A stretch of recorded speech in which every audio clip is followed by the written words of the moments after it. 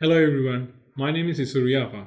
I'm a registered migration agent and CEO of Sirus Migration. Today, I would like to share the latest news about the new amendments to the Distinguished Talent Visa Framework as of 14th of November 2020.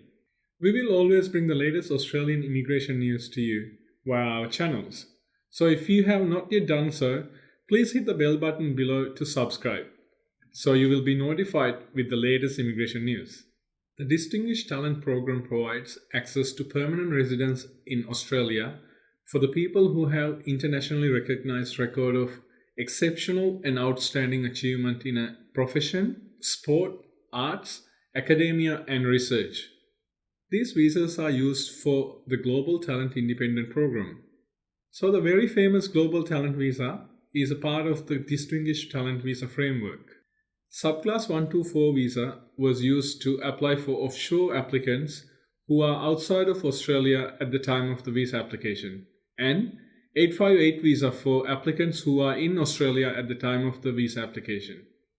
The new amendments repeals or ceases the offshore subclass 124 distinguished talent visa and amend the former onshore subclass 858 distinguished talent visa so that the application may be applied for and granted regardless of the applicant's location.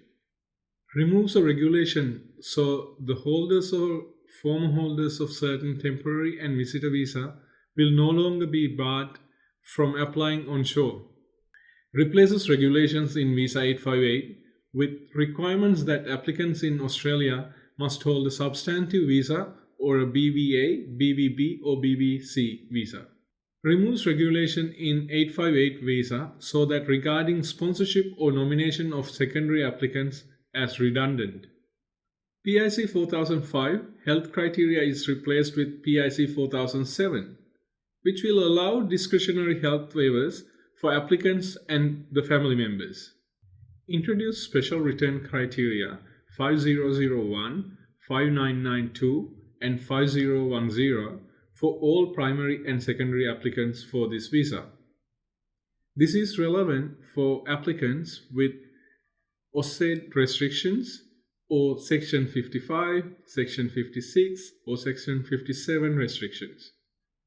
For offshore clients, first entry date will be specified and condition 8515 will be imposed, which means secondary applicants must not enter Australia before the primary applicant arrives in Australia. Provide family violence provisions for onshore subclass 858 applications only. The provisions are not extended to the offshore applicants. The amendments to subclass 124 visa does not affect the applicants who applied for this visa before 14th of November 2020, and the applications will continue with the same criteria and regulations that were applicable at the time of the application. Likewise, the new visa amendments for the subclass 858 will only be affected to the applicants who made their 858 application on or after 14th of November 2020.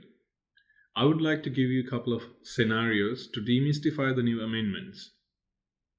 Scenario 1. If you apply for a GTI visa before 14th of November 2020 under the subclass 124 or 858, you don't have to do anything at this stage. Your application will continue with the same regulations and the criteria which were applicable at the time of your application.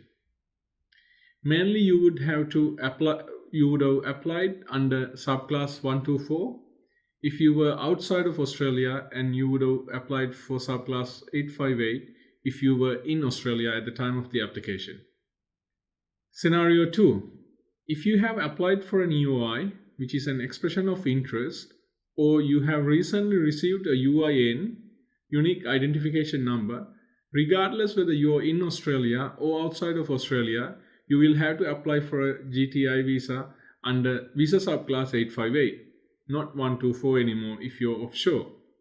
You do not have to apply for a UIN, which is unique identification number again, or apply for a new expression of interest.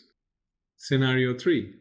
If you're a new applicant who is about to submit an EOI or a new visa under GTI, you will have to apply for your visa under subclass 858 regardless of the location where you are right now, whether you're inside of Australia or outside of Australia.